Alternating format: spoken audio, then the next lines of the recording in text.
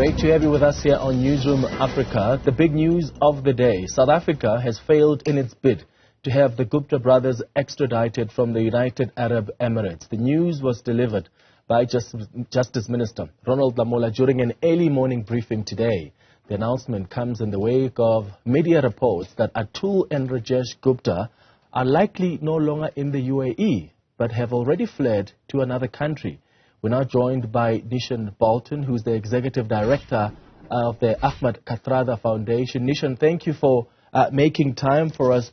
You are one of the organizations which have been spearheading a global campaign of local and international organizations and activists to try and bring back the Guptas here on home soil so that they can answer for their alleged crimes. How are you feeling about this decision that we have now failed to extradite them, failed in that application? I'm angry, as I think many people would be. But this is also something that we, deep down, we thought would happen as well. Mm-hmm. But I think more so angry than anything else, because when there was this announcement that they were arrested, we felt that our work had in fact reached some part of conclusion, only to find that now I think the commitments made by the Justice Department as well as the UAE have all fallen far short of expectations. What do you think could have been done differently? The Justice Department says, well, we've done all that we could. Even the head of the NPA, Shamila Batohi, says we ticked all the boxes, and this decision to, in fact, refuse this extradition is on technical grounds. But when you speak to experts, they tell you of the many deficiencies that already existed even from the start of the application for this extradition. What do you think could have been done differently here? Well, I think from 2018,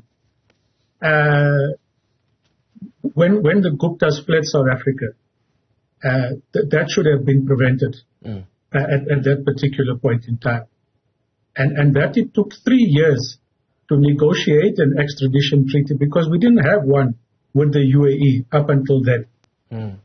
It took a fair amount of time to get Interpol to issue the red notices because we didn't meet all of their requirements.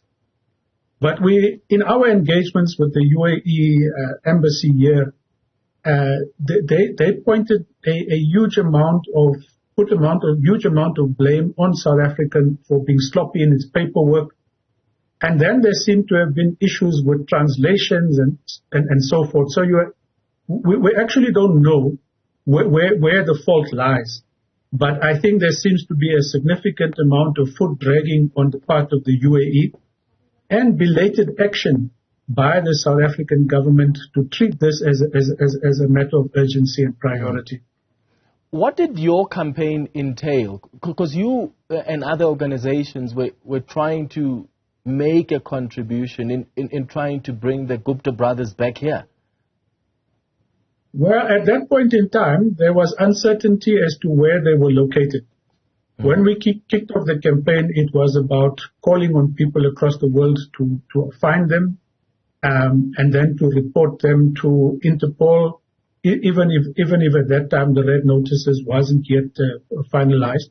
And once that red notice was finalized, the campaign really sought to put pressure on the UAE to then effect the arrests. Those arrests were only possible, however, once they featured on the Nulani case as people who were formally charged. And if it were not for the Nulani case, and that's the only case on which the Guptas are currently being charged, which I think points to the far bigger problem. Given all of the scale of information that has come through from Zondo and everywhere else, it is just hugely surprising that the only case that they are officially charged with is the one that is on the roll in the Free State. And even that case, from all accounts, looks like it's not going the way that we would all want it to go because of just poor prosecutorial work that seems to now be going in the opposite direction. So I think there's deficiencies on all sides here in terms of how this thing has been handled throughout. And I'm hoping that the Justice Minister will carry out his promise that they will appeal this. Although if they have now fled the UAE, that might be of very little consequence. I doubt we have extradition treaties with Vanuatu. And should their asylum requests to Cameroon and the Central African Republic come through, those are other difficulties that we will have to face. But I think the government as a whole needs to look at all that it has done and look at the deficiencies and rectify that as a matter of urgency. Because in our view, at the apex of state capture is the Gupta family. They perfected the template, which is now being used extensively in the rest of the country and at other levels of government. And this is a group of people that in many ways eroded our democracy in a fundamental way and have much to account for in this country. Yeah. Now that the extradition has failed, what's next for the Ahmed Kathrada Foundation? Are you going to be ensuring that the activities committed by the Guptas and their associates remain in the public spotlight? Because that was one of the aims of this campaign. Very much so. This news is something that we are now looking at. It's unfortunate that it comes over the Easter weekend when I think we are just completely demobilized. But most certainly in the next week, in the weeks to come, we will be bringing this thing back into the spotlight with likely pickets and demonstrations at the UAE, at the NPA and wherever else.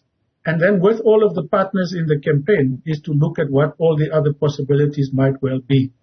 And fundamentally, we have to understand what institutions there are in Vanuatu, in Cameroon, in the Central African Republic, that we might be able to collaborate with in our efforts to get them back to this country. Yeah.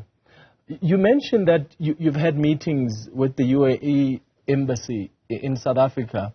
Were you able to lobby country ambassadors, officials as well, and maybe even the bodies of authority to consider actions against the Gupta family and their businesses? I mean, we haven't received the best level of cooperation from the UAE authorities, according to the Minister of Justice. In fact, there were frustrations from the start with not just the lack of transparency, but information was also being sent to us late. The same thing happened now, this time around, where a decision was taken in February and it's only being communicated to us now. Well, I think just to reflect on the last point that you make, I mean, I think it's just been beyond imagination that we would not have had a watching brief on this case in the UAE. We should not have relied on information coming to us 6 or 8 weeks later. We should have known about this when it in fact happened. And that, I think, is the most significant problem.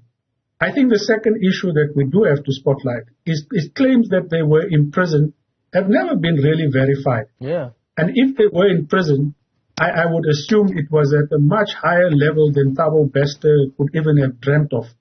Their business operations would certainly have continued. So I think that there's a lot that the UAE has not been upfront with to the government and the people of this country. And therefore, in our engagements, we did find that they were reluctant to commit to, at that point in time, there was no extradition treaty, to get the extradition treaty in place. And then there were issues of translation. And we couldn't comprehend why simple issues like translation of English into Arabic was such a major obstacle that, in fact, they claimed it to be. They certainly were pointing more fingers to the South African government. In our engagements with the South African government, they were obviously pointing to the UAE as not being a cooperative partner in all of this. But I think once Minister Lamola had come on board, and there was a greater sense of urgency, and you had the extradition treaty finalized, the arrest taking place. We were certainly more hopeful than we are now. Well, Neeshan Balton, thank you so much for making time for us and giving us your reaction as the Ahmed Kathrada Foundation.